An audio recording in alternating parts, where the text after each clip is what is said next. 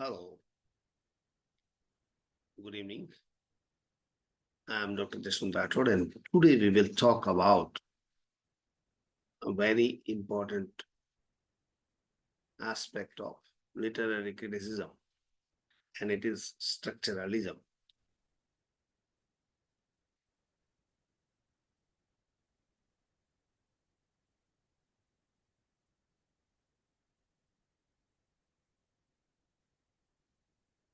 Structuralism was an intellectual movement. It began in France, right in 1950s.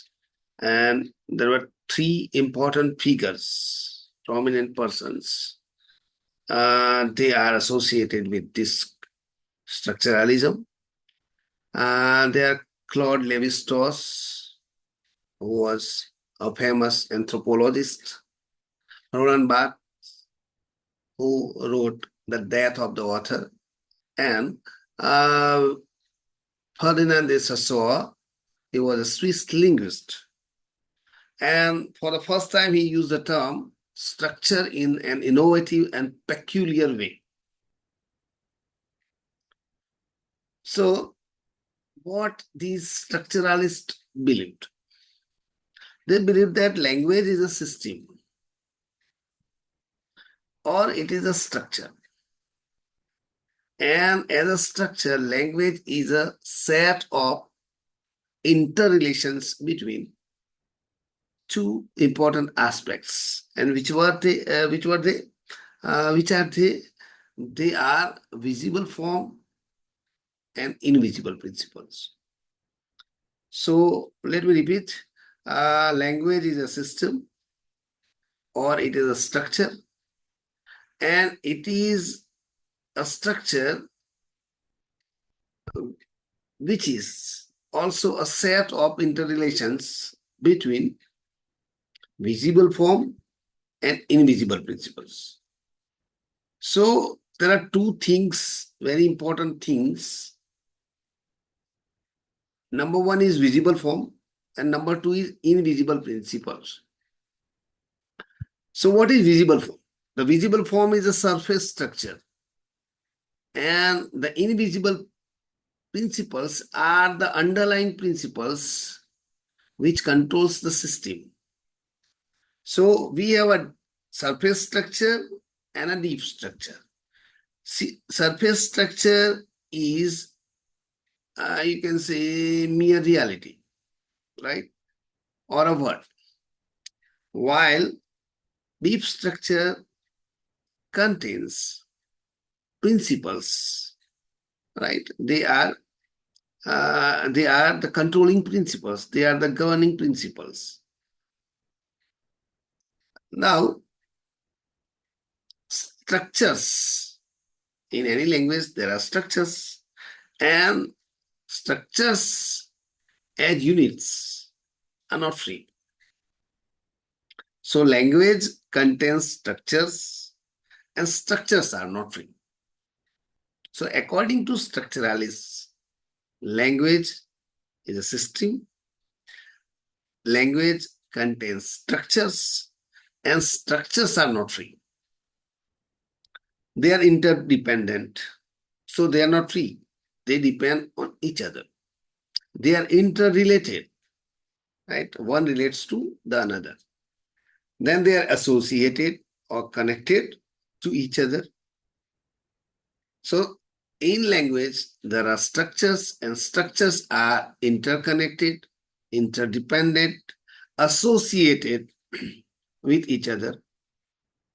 And as a result, because they are not passive, they're very active, they're vital. Why they are vital? What are the reasons for their vital existence, or you can say their vitality or their activeness? Is that because they are interrelated, because they are not free. They have to associate themselves with the others, and that is why they are vital and active. So, according to structuralists, there are two approaches of language. traditional and structuralist. So, traditional approach of language can be called diachronic. It focuses on history. In it, we can compare words and we can think about the origin of words. So, words can be traced historically. The origin of word can be traced historically. While in structuralist point of view, it is a synchronic and it is ahistorical. Now, dear friends, what is the meaning of ahistorical or ahistorical? Means it is not concerned about history. So we do not have to find out the history of the word or the history or the development of the word. So we do not care about the history. Now, structuralist approach concentrates on language itself. So language is very important here. There, in traditional approach, history of the word is important. Root of the word, from where the word was etymologically derived, that was very important. While in this structuralist approach, we have, you can say, focus on language.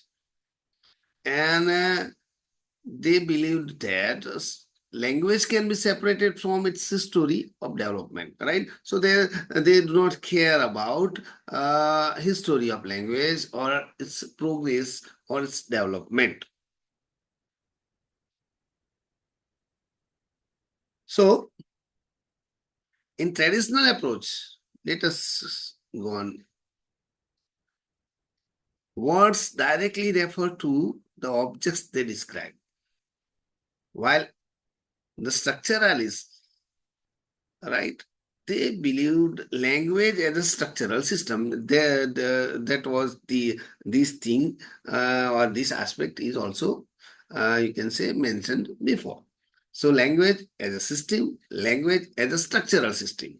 So as per the structuralists or in their views, structure language or you can say language is a structure of a structure or system.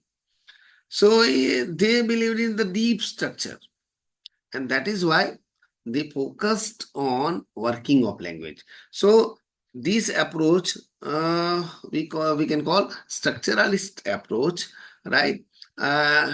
This pointed out, or you can say it focused on language as a structure or a system, and they focused on deep structure of language and how language works. That's the important aspect of their study. Now, Saussure. Saussure has coined two words, lang and parole. So what are they? Lang is a set of underlying principles. So it refers to deep structure of language. And it controls and governs the working of language. So lang is responsible for controlling and governing and administering, or you can say uh, mechanically controlling language. And parole is a surface structure. It is a specific use of utterance. And parole is a visible form, while lang is underlying principles, right? So according to Saussure, lang is a set of underlying principles. So Saussure, according to him, or Saussure said that language is a system of signs. And what is sign? Sign is a basic linguistic unit with two aspects. Which are they? They are signifier and signifier. What is a signifier? A signifier is a sound image. That's a word. While what is signified? Signified is a concept or meaning, right? So in simple terminology, signifier, signified, system, structure, Sassoa. So according to Sassoa,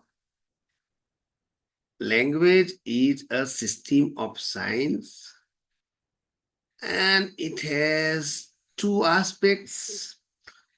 First one is signifier. Signifier means sound or you can say image or word. Signified is a concept or in simple terms, it's a meaning.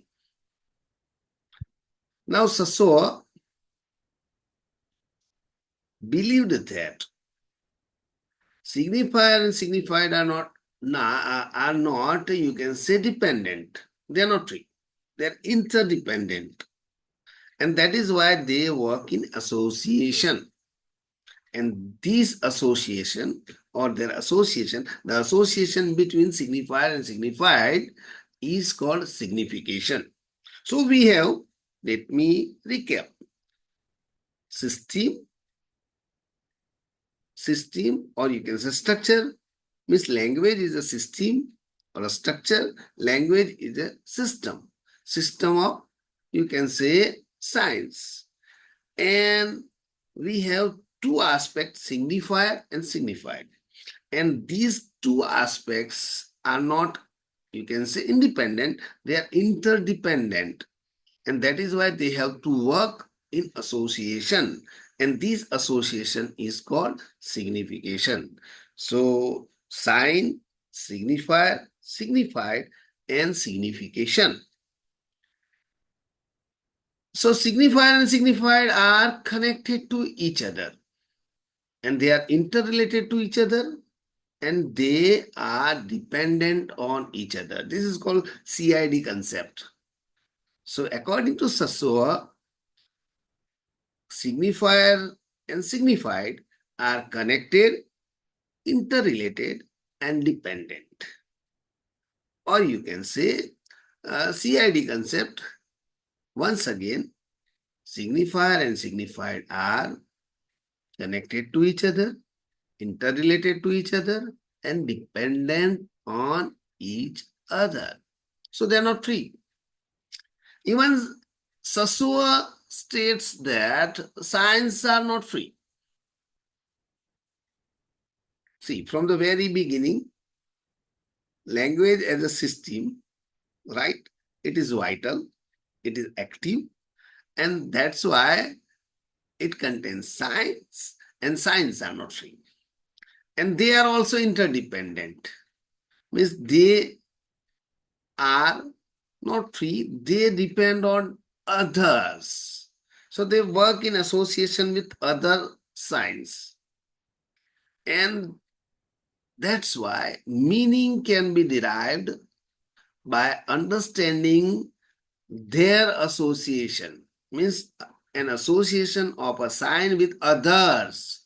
That's very important for the, you can say, getting some meaning. So how does a reader get meaning? According to Saussure, reader has to understand the relationship between, you can say, two signs or a sign with other signs to get somewhat called meaning. And that is why this meaning or this process of deriving meaning is called signification. And what is signification? According to Saussure, signification is conceptual. So it is just a concept. Once again, see, signs are also connected to each other, interrelated to each other, and dependent on each other. This is also once again a CID concept. Connected to each other, interrelated to each other, and dependent on each other. So, it's a science system. What is language according to Saussure? According to Saussure, language is a science system. And That is why words do not get their meaning from the things they refer to. As we said earlier, that sign has to be dependent on other sign or signs. And that is why words do not get their meaning from the things they refer to. And that is why you can say that meaning is not fixed. No direct connection between word and a thing. So there is no direct connection between word and a thing according to Saussure. So one cannot have that final say that this word means that only. So there is no fixity of meaning. And that is why no connection between word and a thing. Word only refers to the image of a thing in human mind. So image of a thing is already there in human mind. And what is the role of the word? The role of the word is to connect us to that image, or you can say refer us to that image. So, according to Saussure, words are mediators. They are agents, right, between the users and the word. So, user uses a word to refer to a thing or an object, and it's not a final meaning or it's not a final say, right? So according to Saussure, these are the key features of sign. Sign derives meaning through difference. So we do not have a fixed kind of meaning. So meaning is derived by a reader, keeping in mind difference between two signs. And that is why the meaning is arbitrary. It differs and it is unfixed. So none can say that this is a fixed meaning of this object, or the word refers to this object very appropriately and it is the final meaning of that object. So there is no fixity of meaning. Meaning is arbitrary and it can be derived from the difference between two signs or a sign with other signs. So that is why meaning always differs. So Saussure says that language is a collective heritage. Very important statement. He says that language is a collective heritage. We have got language. We haven't created or invented language. So language is not invented by us.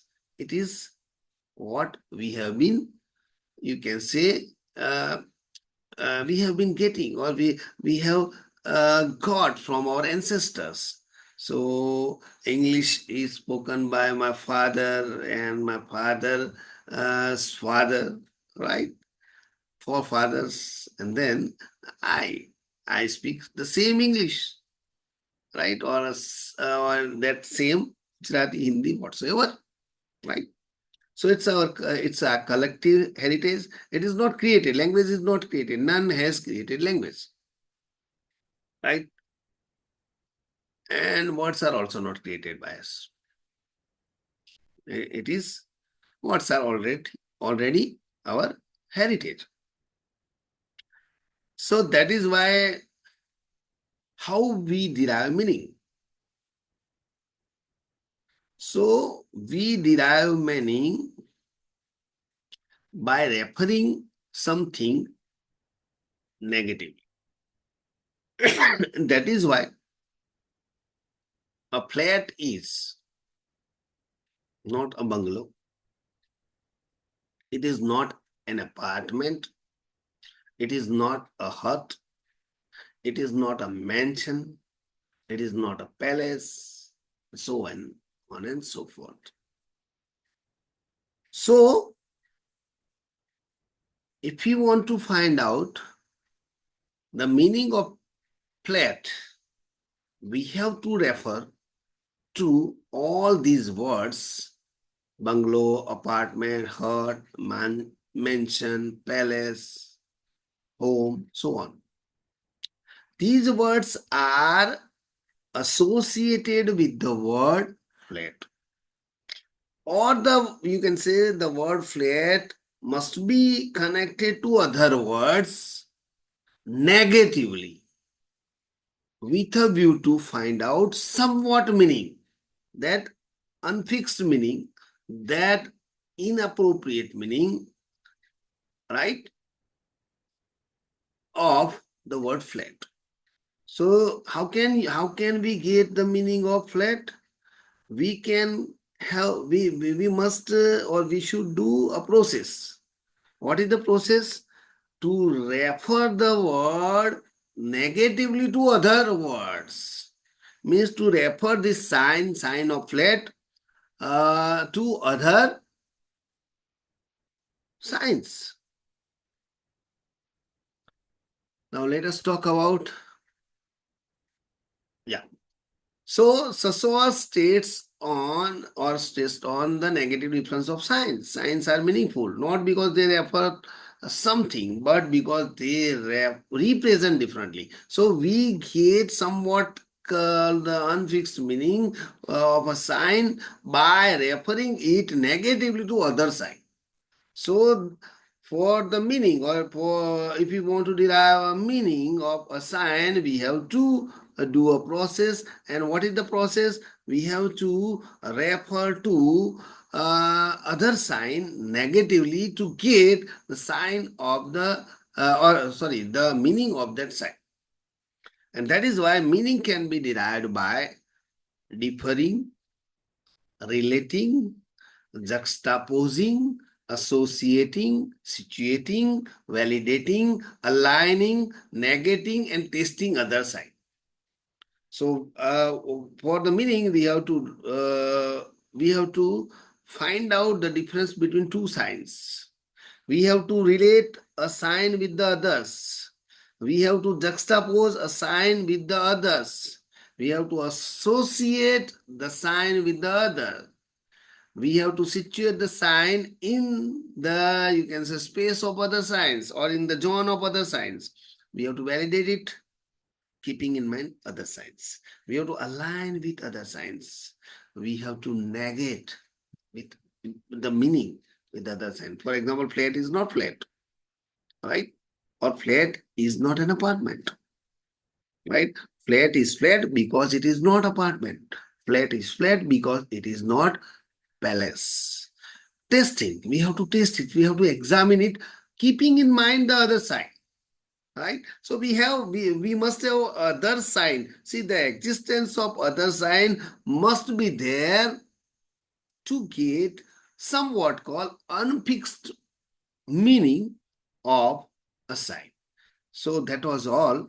I think this is you can say a very good discussion on structuralism. Hope you will enjoy it. Thank you very much. Please like, share, and subscribe my channel so that it can, you can say, boost me to work hard and provide you uh, some more insightful lectures. Thank you so much.